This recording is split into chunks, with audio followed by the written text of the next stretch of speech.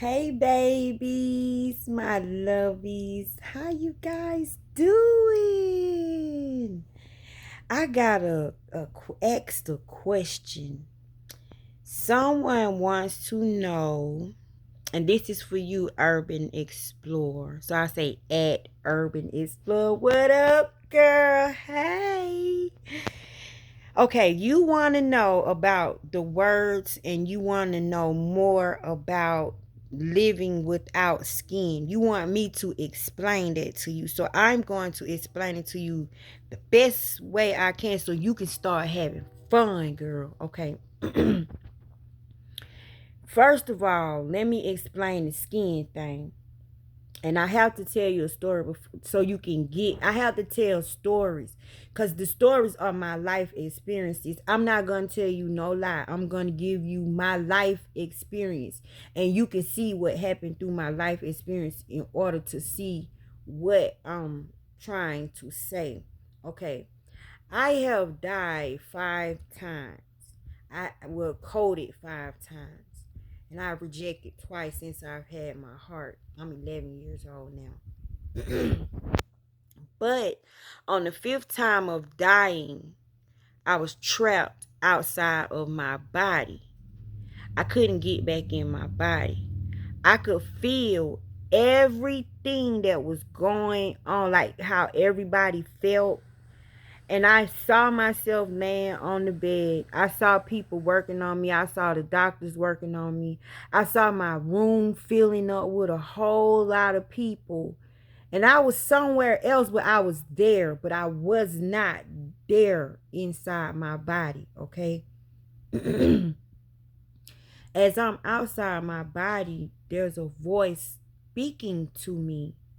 And I'm feeling things, but I don't have any skin. I have no skin. I'm a voice, just a plain voice, but I can feel, but not like on top of my skin, but like how the feelings are on the inside of you when you get a gut feeling, when you get fear, like you get that feeling in your throat. I was feeling my feelings that way. And when you're dead, your feelings are 10 times as stronger or powerful as they are when you're alive. And I'm thinking the skin must absorb some of that. Like you can't be your full self inside the skin. Like this skin block you. This skin kind of like hold you back from the real power that you are. So I'm with this voice and I'm seeing everybody running in my room, crying and screaming and saying, no, not her. Everybody, and I'm feeling everything. There was no hatred there. It was all love. It was all admiration. It was, I mean, people calling the heavens down for me, saying, no, not her. I had no idea I made such a big impact on the people in the hospital. Like, I knew I was well liked, but I didn't know that because I had been in that hospital so much that I really had gotten to talk to everybody that worked there. It was like every doctor and nurse in that room trying to save me. So I asked God, what was the feeling like? What was it?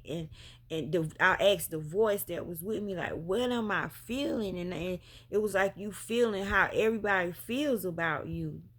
Man, do you know when you make an impact on somebody's life, you don't even know how you touching them.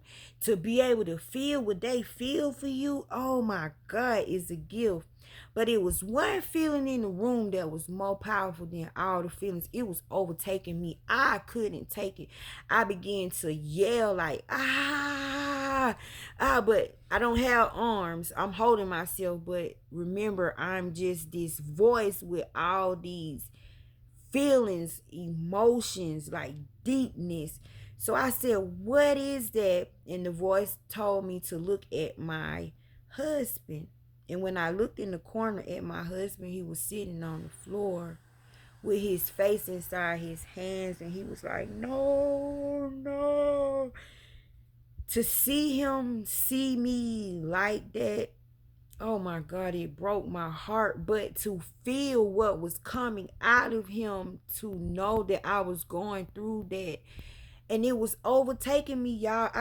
I was like, oh my God, what is this? What am I feeling? And the voice said, love. Mm.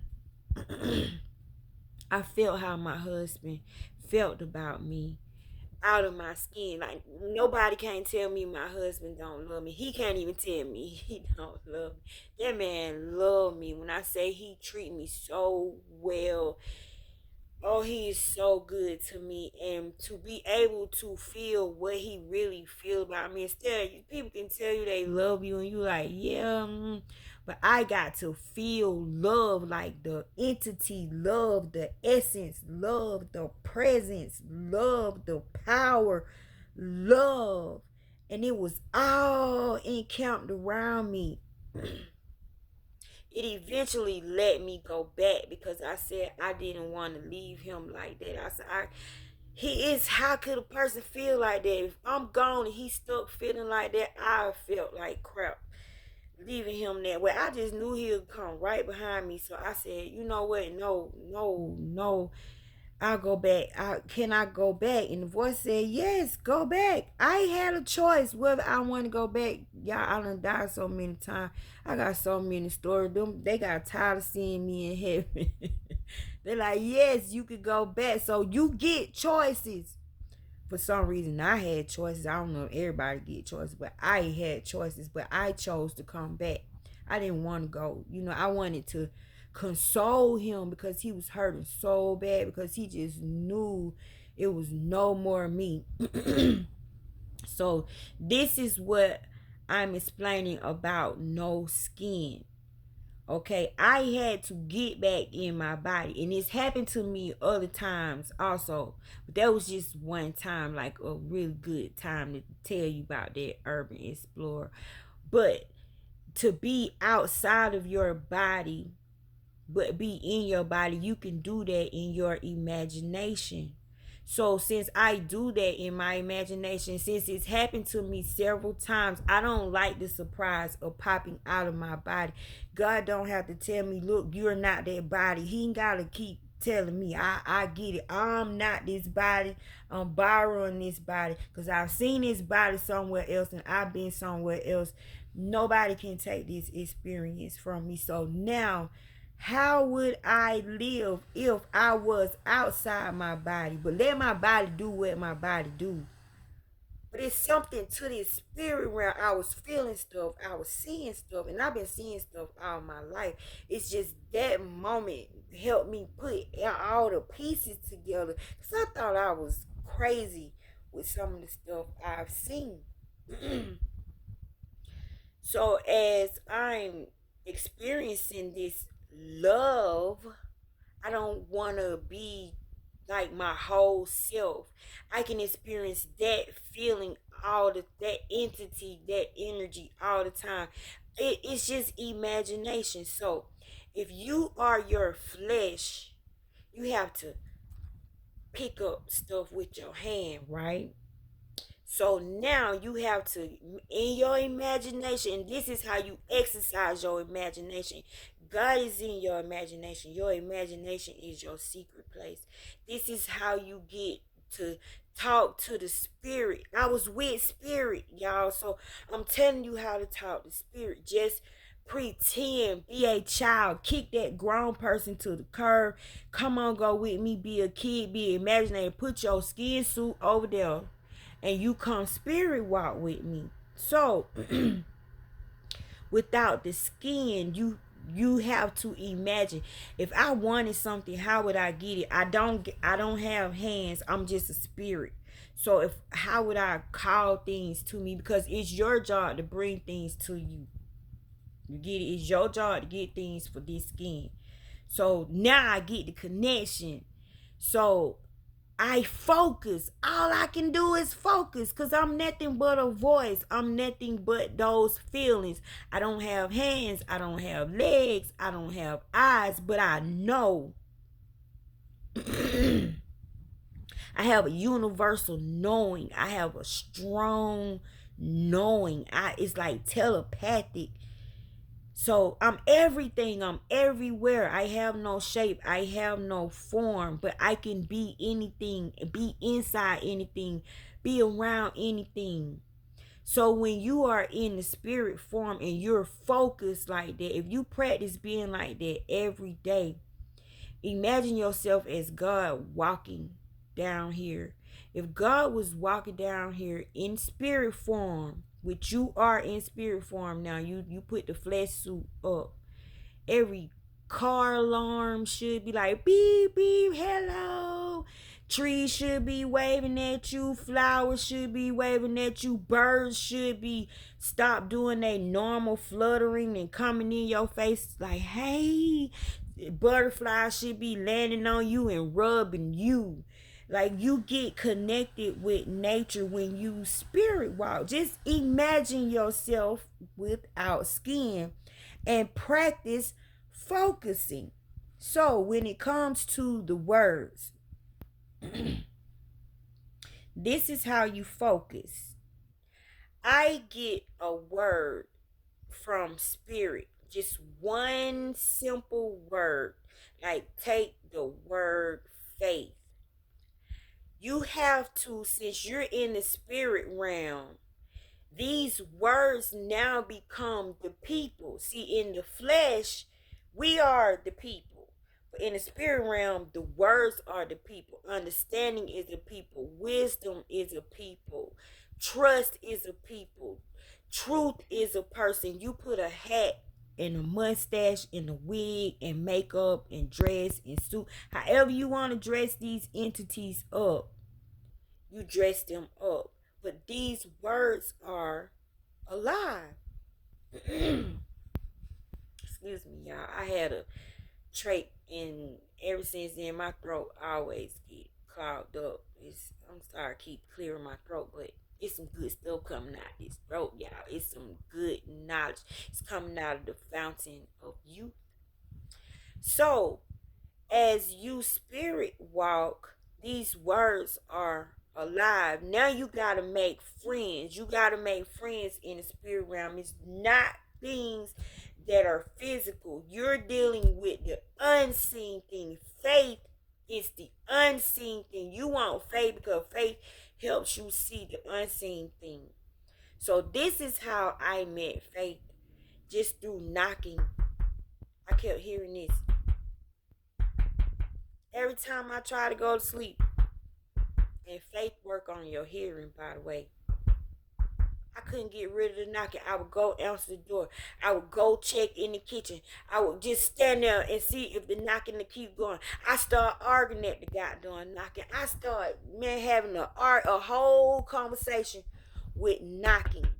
Y'all, in the spirit realm, even knocking is an entity. Knocking has an assignment. Everything is told what to do. So knocking was told to come to my house and knock. And knock. And keep on knocking to make sure if I dozed off, I heard it. I'm talking about, it happened to me for so long to the point where I began to get angry. I began to get agitated. I began to get out of character, arguing at the air, arguing at stuff in front of people, around people. I would just hear this. Then one day I'm sitting at home with my sister-in-law. Every time we get together, we talking about God. Boy, when I say we get into a prayer and thing, boy, we be on it. And this day we were having one of them good old conversations. And all of a sudden I heard something go bam in my house, real loud. And nobody was home but me and her. And the noise came from my bathroom. So we sitting in there, we grabbing our Bibles. We like, oh heck no, a spirit done walked up in this house. They done ran up in the wrong freaking house. Y'all don't be so quick to rebuke things out of your house. Be still. Don't make quick decisions. Don't be on no bandwagon. Don't get creeped out when stuff go on in your house. Be still first. It takes courage. But be still. You know, us black folks always think it's a ghost or something. So we had our Bible because we thinking ghosts, right? So we finna get ready to go in the battle. We in the bathroom. We talking about what all we gonna do to the ghosts. What all we gonna do to the spirit. I got my holy oil. Oh boy, I'm on fire. When we get in the bathroom, we noticed that it was a picture hanging on my bathroom wall, and the picture was faith. It had the word faith on it. Y'all, the picture was on the floor. It was like almost broken. The nails that was holding the picture in was bent. Like something with force hit that picture so hard that it hit that freaking, it even put holes in the wall. Like it tore up the sheetrock where the hose was at, and it had little dust particles coming out. So I looked and I looked and I looked and I said, you know what? You think something telling like mad about this picture? Like we trying to put two and two together and two and two together, but something told me not to be so quick to rebuke it, investigate it more. So you know me, I'm waiting on something else to pop off. If okay, that happened. Let's see if you could do something else. Cause I ain't scared of ghosts. I'm not scared of ghosts. I would kick your ass in the spirit realm. So I'm like, I guess like Peter about it. I'm about it. I'm finna cook. Hey, you ain't coming in my house bothering my family. Let me see you do something else. Let me see you do something else. So I waited all day on these ghosts, y'all. I waited all freaking day. Nothing happened. I end up leaving. And as I left and going riding everywhere, the word faith kept jumping out at me on people t-shirts, on billboards. Somebody was talking about faith on the radio. I would change the station. Faith was on the radio again. I was being bombarded by the word faith. So as I'm on the highway, I doze off. I get like a sleepy spell come on me. Get why the men fell asleep in the garden, y'all. I fell asleep. All of a sudden, I wake up. And I'm like, okay, what is this? What is this? Is this you, Faith? I just said that. Faith, is this you? Because I keep seeing the word. I know that you something knocked this thing off. And why something said I had to make sure you could hear. Y'all, I was sitting in the car with people. What do you do when you hear something like that coming from inside yourself? I'm already talking out loud. People don't bother me, y'all. They don't even say nothing. They used to my shenanigans. What do you do? It's like, so I had a conversation with Faith. Ever since then, I've been talking to Faith. So I've talked to belief. I've talked to wisdom. I've talked to understanding. I've talked to knowledge. I've even talked to foreknowledge. All of the words that we speak, every syllable, every vowel, if you take your skin off, that I always say take your skin off, because it's like you can imagine yourself just stepping out of your skin suit. Put your skin suit over here, you over here, and you try to work things out for your skin suit, because it's your soul's journey. Your job is to prosper your soul. If your soul don't prosper, you don't prosper. So you gotta get things to your body. So this is what I do. And since I did that, y'all, when I started doing this, I was 234 pounds. I'm down to 145 pounds. I cut out all the perm in my hair. I didn't even realize how my hair was. I'm beginning to enjoy my naturalness. My health, oh my God, my health is so good because I gave my body a break. I apologize to my body because I didn't realize the connection, right? So now my body is doing stuff. It's shaping itself. It's forming itself. My body doing this thing, and I'm over here doing my thing, and then we hook up in the middle. So this is what I mean by the word. So I get a word in my sleep, or if I get a word, if I hear a song on the radio and it won't go away, I pay attention to the things that keep repeating itself, because faith come by. Faith is sent. Faith knocks. And it'll just keep on repeating itself like a knock. Who knock like this? Nobody. When you knock, you you keep doing it so somebody can hear you. So faith knocks. And when you hear a repeating word, when you keep seeing a repeating word, a phrase, even an object, if you keep seeing a flower, a fruit, if something is illuminated in your eyes, that's an anointing. That's a time to pay attention. If you read your Bible, when God wants you to know something, he repeats himself over and over and over and over. He'll even switch it up, but he's still saying the same thing. But when he really wants you to know something, them words won't switch up. That you'll see them same words everywhere. So I have learned to focus on the things that keep repeating itself because there's too much going on around me. I can't catch everything going on around me.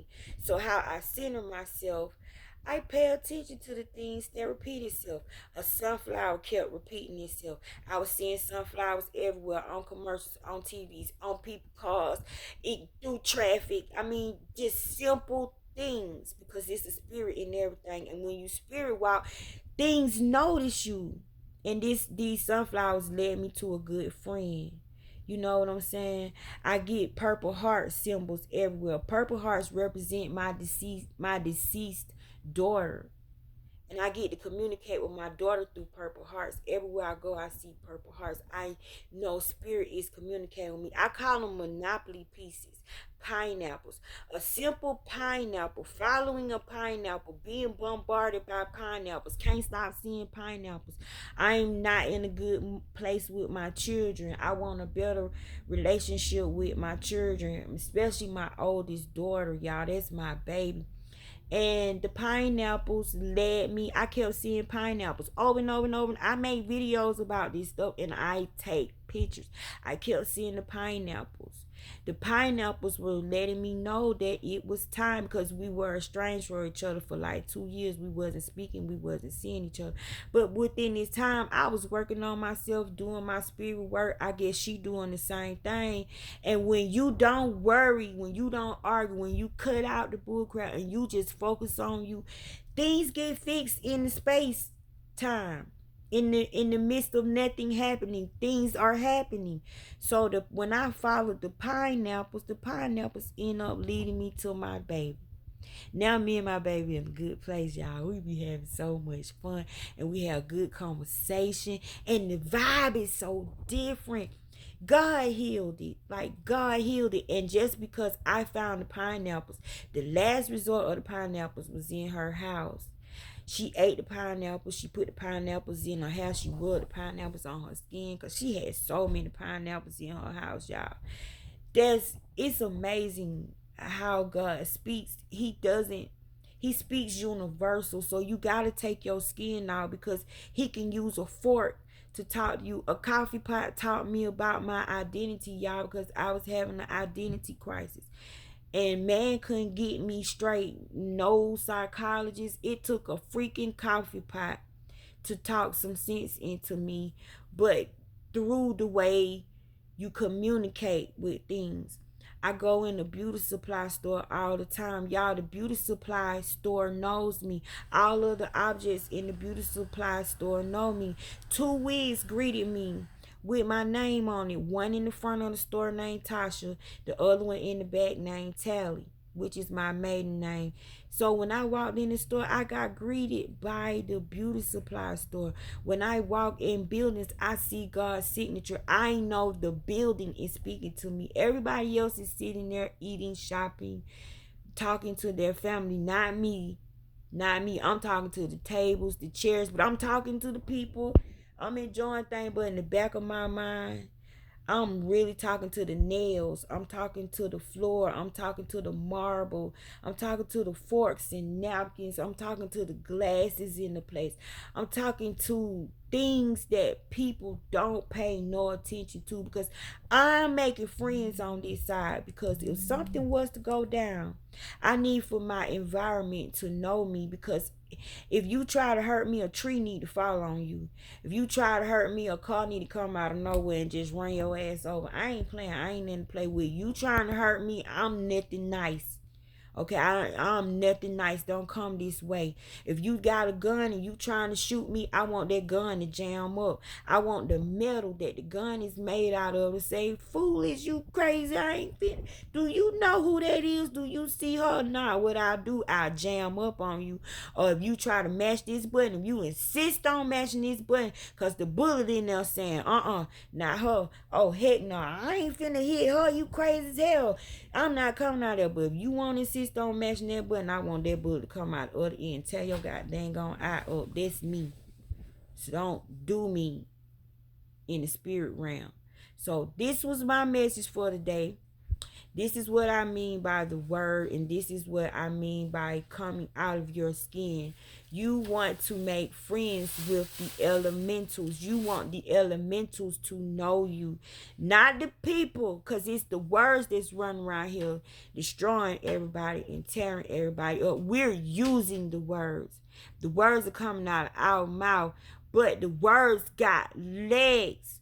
Thoughts got legs, and thoughts go grab other thoughts. Thoughts grab thoughts like those thoughts, and those thoughts get together and group up and tear your ass up. If you ain't got yourself covered, people sitting in their house talking about you, and you ain't nowhere over there, ain't got nothing to do with them people. But if it's enough of them over there talking about you, or even one of them with a strong ass energy, you be wondering why you lost your job, why the hell you sick, why somebody died in your house, why your dog dead, why the hell all this stuff happening to your car, why you can't get to work on time, why your money funny, like why your hair falling out, like why you gaining so much weight. It cause these mother won't start talking about you. See me, I got something for people like that. I'm protected. I'm protected. I'm protected, y'all. I don't play. And to prove my point, when I was in middle school, and when I went from middle school to high school twice, I had two bullies. And I will not name their names, but this is a true story. This is before I knew how special I was. I was already going through spiritual warfare and spiritual stuff, but I didn't know who I was back then. But I got a parental presence over me that loves me and watch out for me and don't let nothing freaking happens to me. I wish I would have knew that long time ago. But I had two bullies in the 8th grade and one in the 9th grade, year after year. And these two bullies, one of my bullies in the 8th grade, she wanted to beat me up. She harassed me every day, caused my life to be a living hell during my 8th grade year. Y'all, she was gonna beat me up out of school, but I ended up having to get my immunization shots that day. Thank God I was saved by the bell. So the shots saved me. The clinic called me there, right? But while I was there, that girl got shot in the head, dead. You know what I'm saying? Just that fast that day that she was supposed to hurt me. In the 9th grade, I had another bully want to beat me up over this boy that I just was not studying. But y'all know how girls is. If a boy like you, it don't matter if you like them not. If they got a girlfriend, you want them. You can't make that boy leave you alone. I couldn't make that boy leave me alone for nothing in the world. She had it in her mind I wanted her man. She was going to teach me a lesson. And all of a sudden, as she called me out at the end of school, she was going to beat me up. Had the whole high school rowdy. I'm in the 9th grade. I think she in a grade like higher. She in a grade higher than me. So a teacher called me and said, will you come in and help me grade these papers? I go in. I don't go outside, y'all. It's a drive-by shooting. Why didn't nobody catch a bullet? But old girl who wanted to beat me up got a headshot, dead.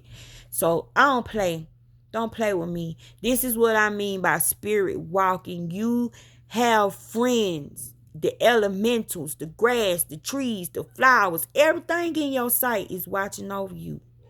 Now, and then you in the flesh and you got people that love you and watch over you. See, this is called double blessed being covered. But this is my video on the word and what I mean by being without skin. You are your skin. You're in your skin, but you can use your imagination to come out of your skin whenever you want to and travel and go wherever you want to. But practice.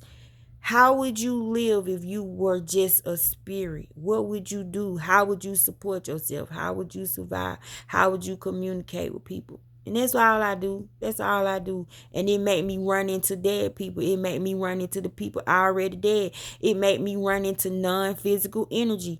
I run into things and I get confirmation just like that. I can think about stuff and see it just like that. It's because I'm in this mindset all day long. So I love you guys. And I think this is what Abraham called a vortex. Maybe. I don't know. I'm going to research that some more. That just popped up in my head. Oh, and I done talked to Abraham too. Y'all, this stuff is amazing. Come out of your skin for a while. Give your skin a break. Give your skin time to heal. Give your body time to heal. And spirit walk and get your spirit muscles built up. Exercise your imagination because this is God. Your imagination is God. I love you guys. I'm hitting on 30 minutes. But I love you guys. Peace out.